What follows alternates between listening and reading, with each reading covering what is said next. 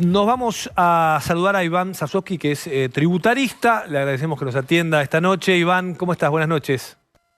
¿Qué tal, Franco? Muy buenas noches. Gracias Un placer acompañar. Minutos. Bueno, primero, ¿cuál es tu mirada sobre este nuevo impuesto que en este caso afecta supuestamente a las personas más ricas de la Argentina, donde piensan recaudar creo que 300.000 millones de pesos el gobierno con esto?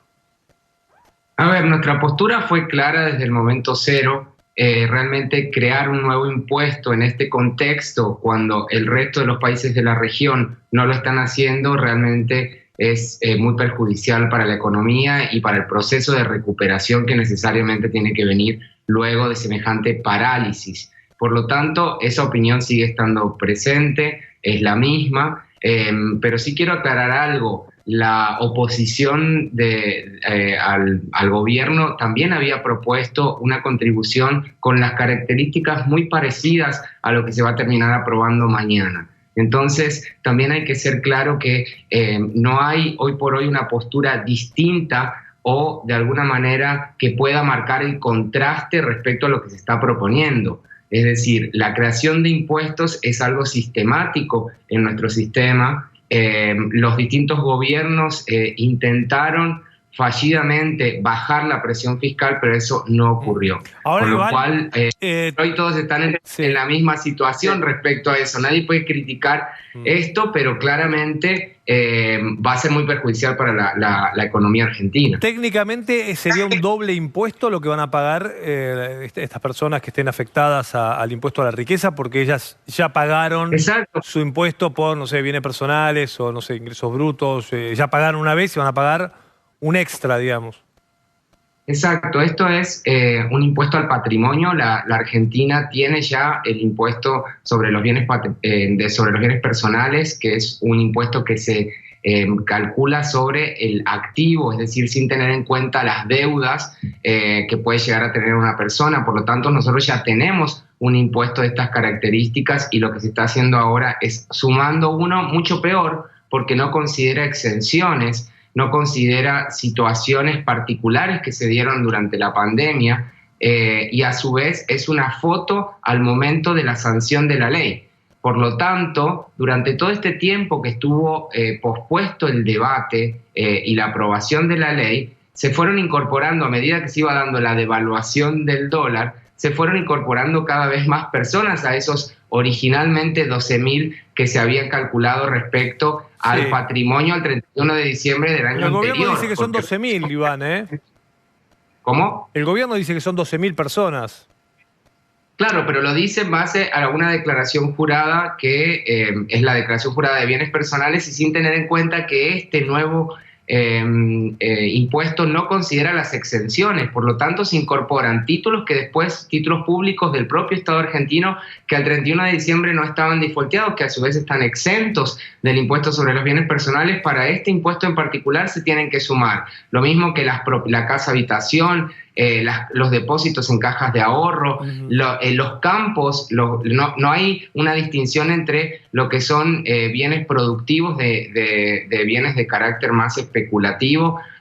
Por lo tanto, una persona que quizás pagaba mucho menos o que en algunos casos no estaba alcanzada por el impuesto sobre los bienes personales, obviamente que va a tener que evaluar todo al momento en el que se aprueba la norma. Ahora, Iván, y te llevo, ya que conoces de impuestos y demás, te llevo a esta idea. Desde hace muchos años en la Argentina se viene reclamando lo que pasa con los salarios, ¿no? Donde se paga impuesto a las ganancias. En una época pagaban los sueldos más altos, ¿no? De los que tenían realmente sueldos muy elevados. Después todo eso con el paso de los años fue cambiando y ya después la clase media, hoy un sueldo que no te alcanza para llegar a fin de mes, paga el impuesto a las ganancias y sin embargo ya ni se debate esto. El Congreso además pone más impuestos. No, nuestros legisladores ponen más impuestos, no menos. Nos prometen en campaña menos, pero cuando les toca gobernar ponen más.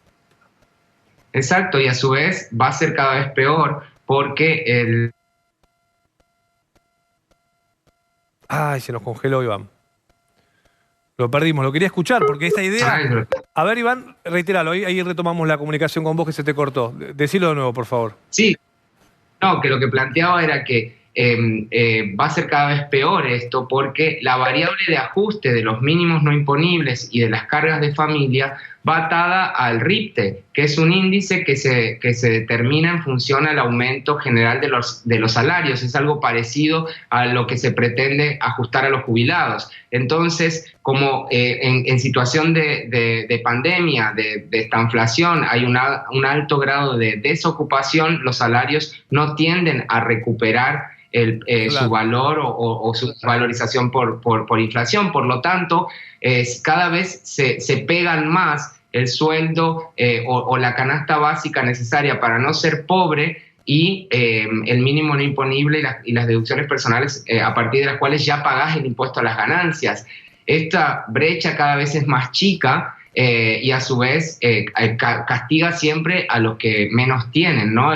Vos hoy planteabas en tu editorial la importancia del debate para la obtención de deuda. Recordemos que la contracara de que no se pase por el Congreso el endeudamiento es la emisión monetaria, que tampoco nunca se pasa por el Congreso. Es el impuesto más injusto que existe, porque es un impuesto sin ley sobre lo que no se puede defender uno, porque no pone en igualdad de condiciones a todos y termina perjudicando siempre a los más pobres. Por lo tanto, claramente, Franco, este camino de creación de impuestos para intentar cerrar en lo abstracto, en lo teórico, un presupuesto, ya lo hemos hecho durante décadas y lo único que conseguimos es crear cada vez más impuestos y recaudar menos.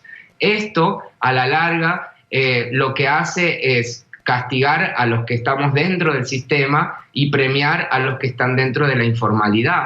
Esa discrepancia entre los supercontribuyentes, como los llamo yo, y los que no pagan nada cada vez es más grande y hace que todo sea mucho más difícil. Por lo tanto, el único camino que le queda a la Argentina para recuperar una senda de crecimiento es apostar a una baja significativa de los impuestos. Todo lo contrario a lo que se está haciendo para que eso pueda ensanchar la base de contribuyentes y hacer cosas más equitativas. Te hago esta última pregunta, Iván, para cerrar porque tenemos poco tiempo, pero sacate un minuto el título de tributarista, economista, de todas tus especialidades.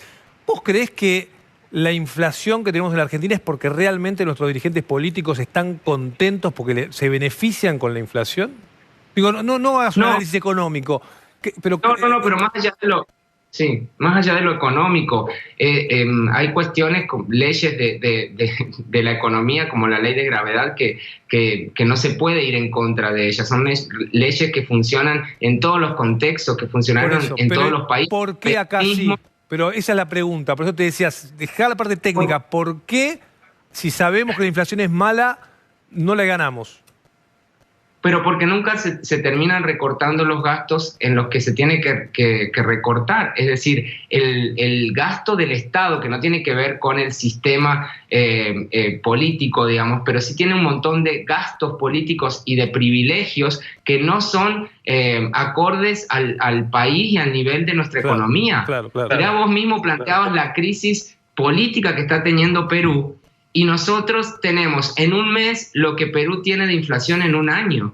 Por lo tanto, no tiene que ver con cuestiones mucho más macros. Lo que tiene que ver es que nosotros, los propios argentinos, no confiamos en nuestra dirigencia, no confiamos y no apostamos al país de manera plena, porque ahorramos en una moneda que no es la nuestra, porque no confiamos en que apostando al país no se van a desvalorizar nuestros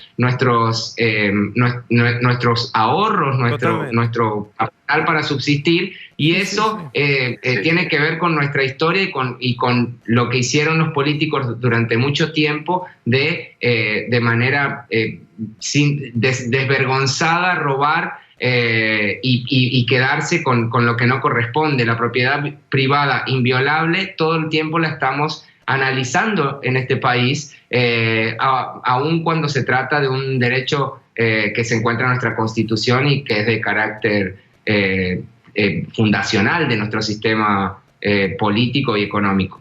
Gracias, Iván, gracias por estos minutos. Un saludo, muchas gracias. Muchas gracias, Franco. Muy buenas noches. Bueno, clarísimo, ¿no, Iván? Para explicar la economía y sobre todo esta situación que se nos da impositiva.